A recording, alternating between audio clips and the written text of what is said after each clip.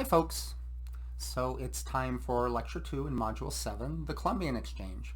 So this module also includes the prompt for discovery and exploration, and rather than talk about Europeans floating around to various parts of the world, which they did in the 15th and 16th centuries in particular, I would like to talk about the important exchange of ideas, cultural norms, and materials between the European or the Eurasian world and the Americas in particular. So this is called the Columbian Exchange.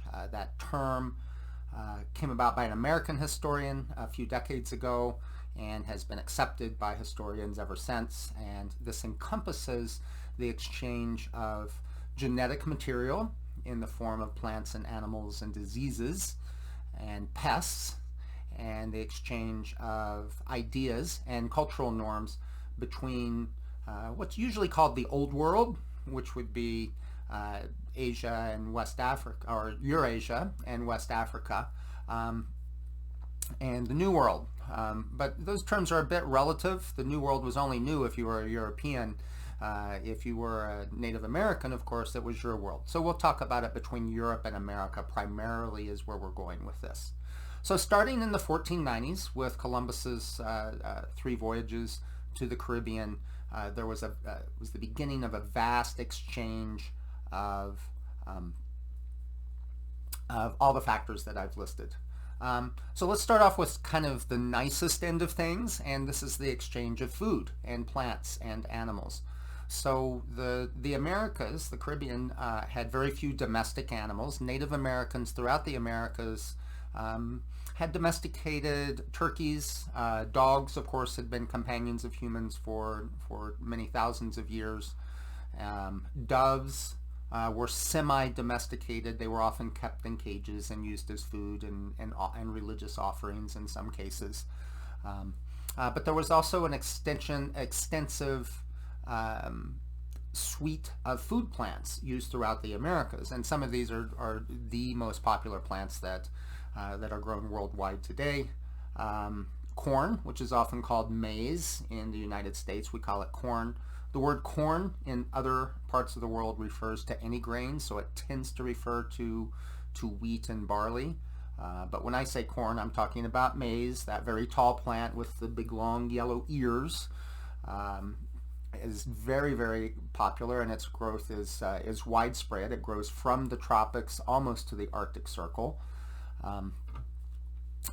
Potatoes have been pegged as one of the most important foods to arrive in Europe from the Americas. So potatoes were grown in South America. They are an incredibly dense source of calories and nutrients. They have a high amount of vitamins D and C. Not a high amount, but a significant amount.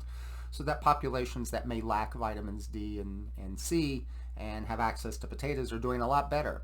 So, so this exchange of food actually promoted the health and well-being of peoples on both sides of the Atlantic that received these foods. So those are major food crops. Amaranth, quinoa, or other major what we call staple crops that came from the Americas. Food items that are used as, more like staples. Cassava is a tropical root, which has become one of the most important foods in tropical parts of Africa and Asia.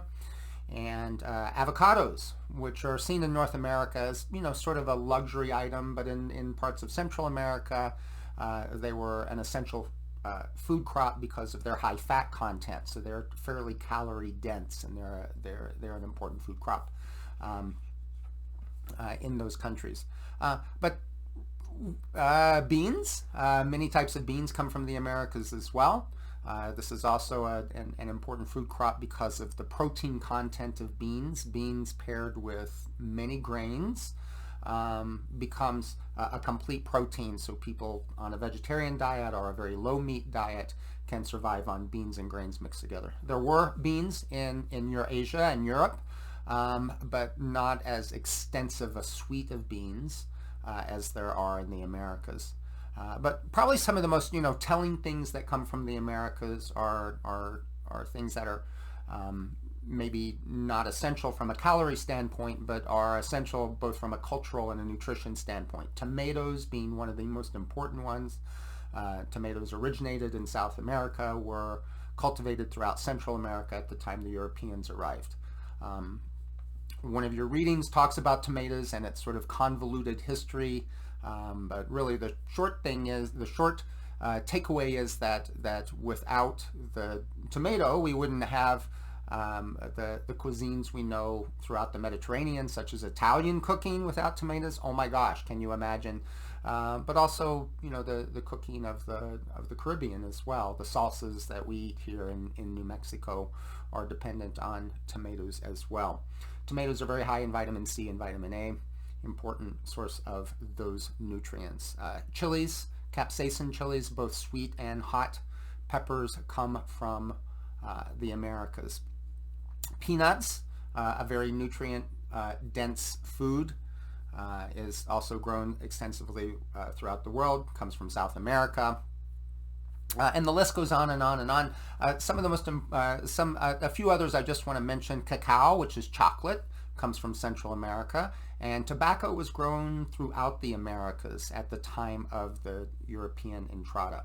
What moved the other way? So the Europeans brought livestock.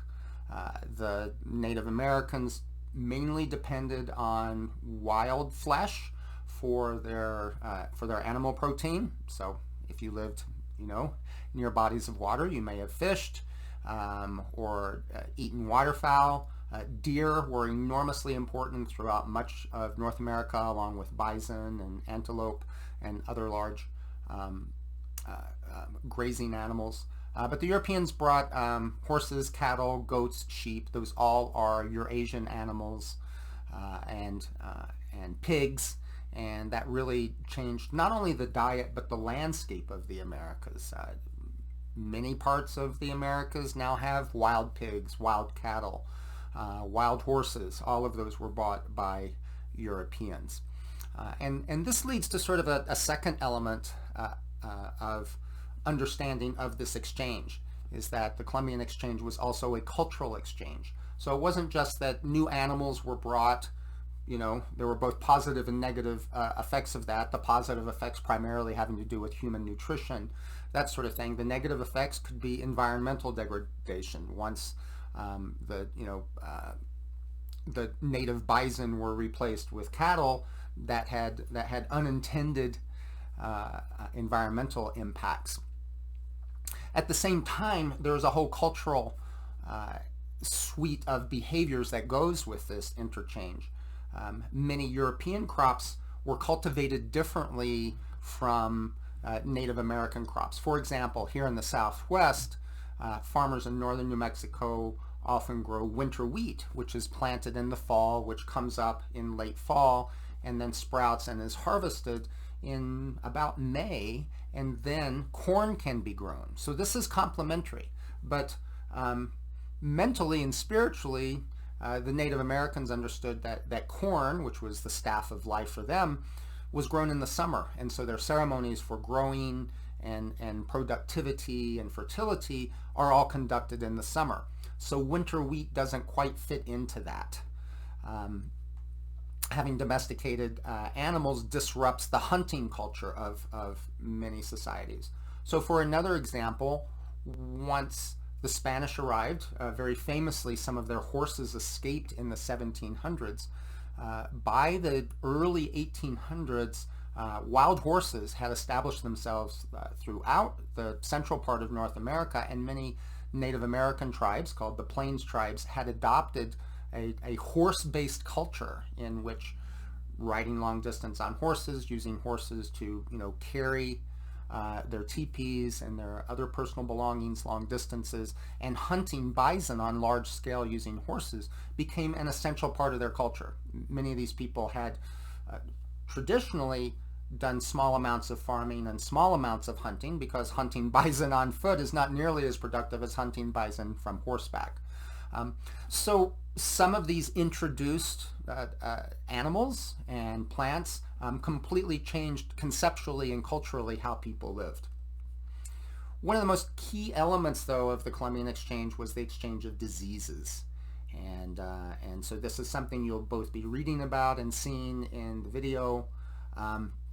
Mostly this was in one direction. Diseases were brought from Europe and Africa that Native Americans had no natural immunity or protection for. It's estimated that within the first 100 years of European contact after Columbus, there was definitely earlier European contact. Let me put this as a side note, by the Vikings and perhaps others, but this did not seem to have a significant cultural effect. But after Columbus, the first 100 years saw the destruction of Native American populations on the scale of 80 to 90%. So within 3 generations, whole groups of people, including languages and very sophisticated civilizations, were literally wiped out just through disease. The primary diseases were yellow fever and smallpox, which are very, very virulent. They cause an incredibly high death rate. There were many, many other diseases that were maybe less fatal, but just as devastating culturally to native populations. So we get the transfer of genetic material, organisms in the form of diseases. We get the transfer of plants and animals. We also get the diseases were not intentionally transferred. We also get unintentional transfer of pests of various sorts. There are various beetles and moths and diseases that have devastated ecosystems. So Dutch elm disease destroyed huge swaths of the American elm in North America, which was a major timber plant for many generations once this disease was brought from Europe. Chestnut blight once again destroyed many North American forests. There are various citrus diseases that have been imported. So at first citrus comes from Eurasia and is imported and is grown widely in the Americas, but now citrus diseases from its original homeland are starting to find their way. Right? So the readings and the viewings you have will talk about various kind of key plants and their effects culturally. Another portion of the Columbian Exchange, and the reason I wanted to focus on the Columbian Exchange, is that we have extensive literature on Europeans connecting with Native Americans in the first couple of generations. So what did these two groups of people think when they saw each other and started getting to know each other's cultures? So first of all, let me talk a little bit about Native American culture. Native American culture is very, very diverse. There are more than 200 Native American reservations in the United States alone, and this represents dozens and dozens of different languages and cultural styles. You have the settled peoples here in the Southwest, or the Pueblos. You have traditionally nomadic peoples, the horse riders of the plains. You have the livestock herders of the Dene. You have the fishing people. There's just an enormous amount of diversity. So I don't want to try and say, all Native Americans lived a certain way or saw Europeans a certain way. In particular, you also had these urban Native American cultures in Central America and South America, with these vast cities, these complex social hierarchies, these complex engineering feats like the Great Pyramids in the Valley of Mexico, which was certainly technologically comparable to anything Europeans had produced at this time. So we have a whole range of sort of responses between Native Americans and Europeans, but I want to focus primarily on the United States. So the most extensive literature we have is from the contact between Europeans and Native Americans in the Northeast. This would be what's called New England and Eastern Canada. And here the Native American people tended to live in very egalitarian societies where men and women had different roles. There were also roles for people that did not identify as in that strict gender binary. But they did not have the social hierarchy, and they did not have the property-based society that Europeans had. Now, European society, even though people of European descent may identify as, my ancestors are Spanish, my ancestors are Irish, my ancestors are Polish or Belarusian, European society was pretty monolithic compared to Native American society, in that Europeans had been fighting each other and exchanging genetic material through intermarriage and through migration for centuries. And so this hierarchical society with religion, centered on Christianity, based on a certain type of agriculture, this was everywhere in Europe. So even though people spoke different languages and ate slightly different foods, you would not feel out of place if you traveled from one end of Europe to the other. You'd kind of know what was expected, and you would know how food was produced, how authority was structured, how the spiritual world was conceived of. If you did the same thing in North America, it would just be this fabulously fascinating divergence of cultures. You had people that did not practice farming, that lived in a foraging lifestyle. You had people that lived in cities. You had people that were engaged primarily in long-distance trade. You had people in a very warlike society centered around horses and hunting. You had all kinds of diversity in Native American culture.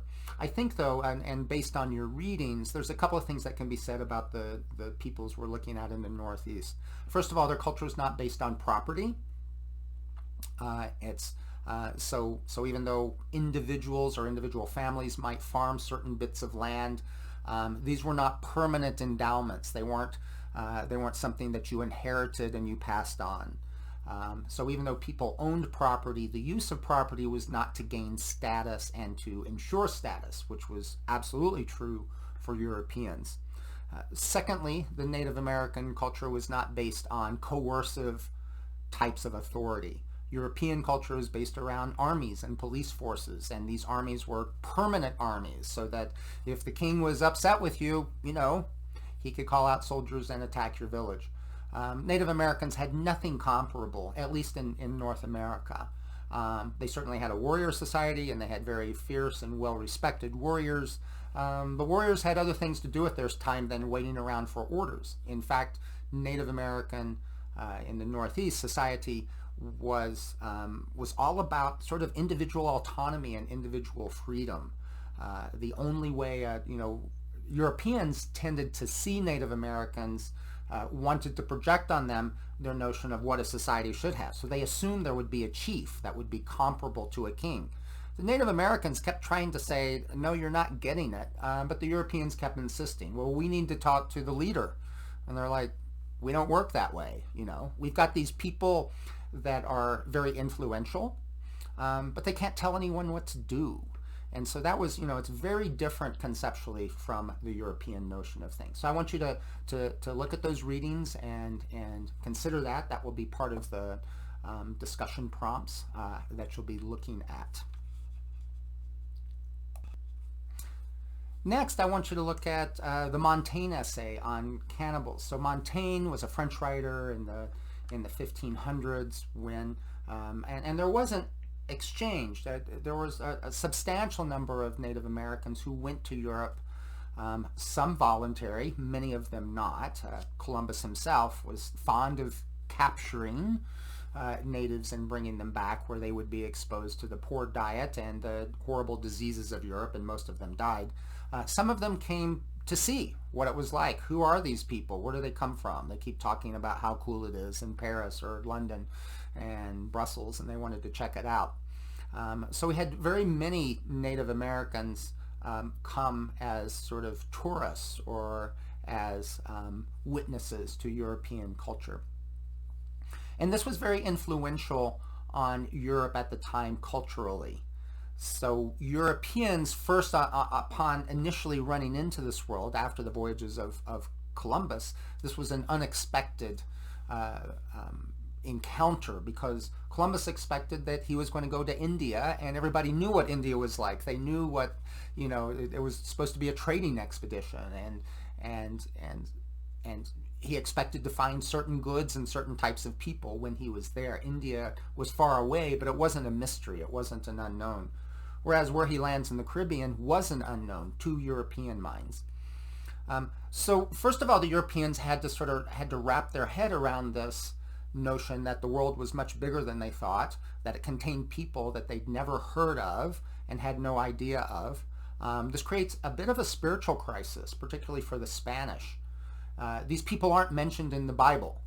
And since Spain saw itself as a Catholic country and wanting to spread Catholic ideals and values and religion and Catholic hierarchy throughout the world, what do you do with people that aren't mentioned? Where do they come from if your view is a strictly biblical view? So there was actually a long theological argument in Spain, which spread to other parts of Europe, as to whether Native Americans were human beings, whether they had a soul, whether they could be saved.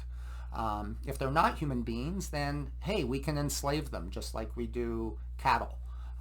If they are human beings, then we have to figure out why they're not mentioned in the Bible and what our duty to them as humans is, since they've clearly not participated in this, shared history that Europeans have. So there was a theological debate and a theological crisis. Secondly, Europeans tended to look at Native Americans, because of their lack of property and their lack of hierarchy, as being somehow more innocent and closer to some sort of ideal state of nature. And this becomes a very common way, not only of looking at Native Americans, but for Europeans to kind of frame their philosophical and their political discussions. What would humans do if they lived in a state of nature? What if, 15 people that didn't have any tools got stranded on an island that was rich in resources?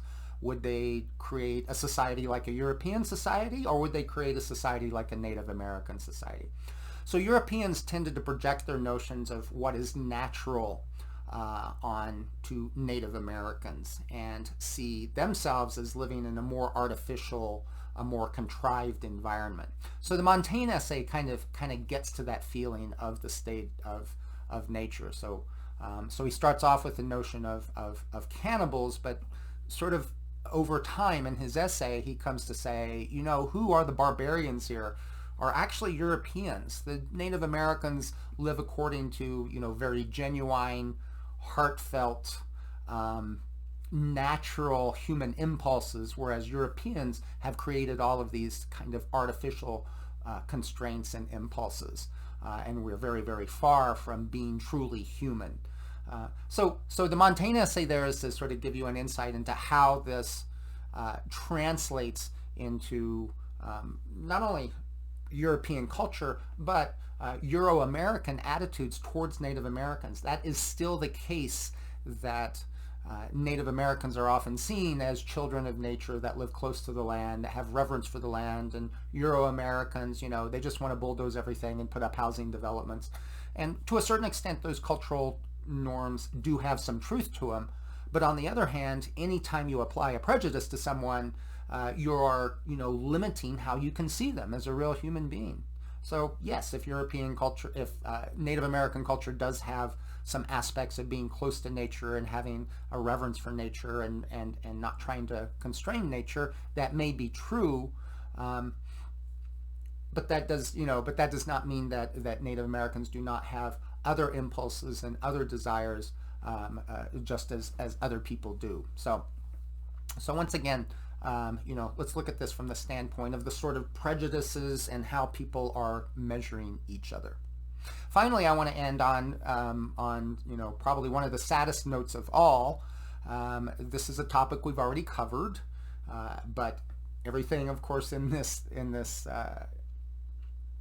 course is linked together. So when the Europeans came, after the diseases, deforestation took effect, the Europeans were here to make money. Even though the Spanish claimed that they were, that they wanted to evangelize and that sort of thing, really the settlers, whether they were British settlers in Virginia or Spanish settlers in Mexico or Portuguese settlers in Brazil, they wanted to make money. So they began clearing forests, trying to get Native Americans to work for them. The Native Americans very quickly, in a couple of generations, resisted and left, or were killed through disease and abuse and genocide, which was actually actively practiced by some European groups off and on. So the Europeans began importing slaves, and they imported slaves primarily to grow sugar. So sugar is a Eurasian crop. It originates in India. It was always cultivated. It requires a very hot tropical climate, or a constantly wet climate. It has like a 16-month growing season, so you can't grow it in other parts of the world. It has to have this long growing season. In the United States, it's only grown in Louisiana, but the primary sugar producer is Brazil, which is in the tropics. And so sugar turned out to be this amazingly lucrative crop. But it requires an enormous amount of labor. So once the Native Americans had been exterminated through European measures and the accidents of disease, Europeans began importing slaves. So a lot of the population shift from Eurasia and Africa to the Americas was actually in the form of slavery. In the first 200 years of the trade across the Atlantic, many times more Africans came forcibly to the Americas than Europeans did. A couple of million Europeans, 10 or 12 million Africans came during this time. It wasn't until later that we got very large immigration from Europe and then from Asia to the Americas. This is also part of the story as well, is the Columbian Exchange leads to all of the exploitation that slavery brings. All right, thanks for listening, and we'll be in touch.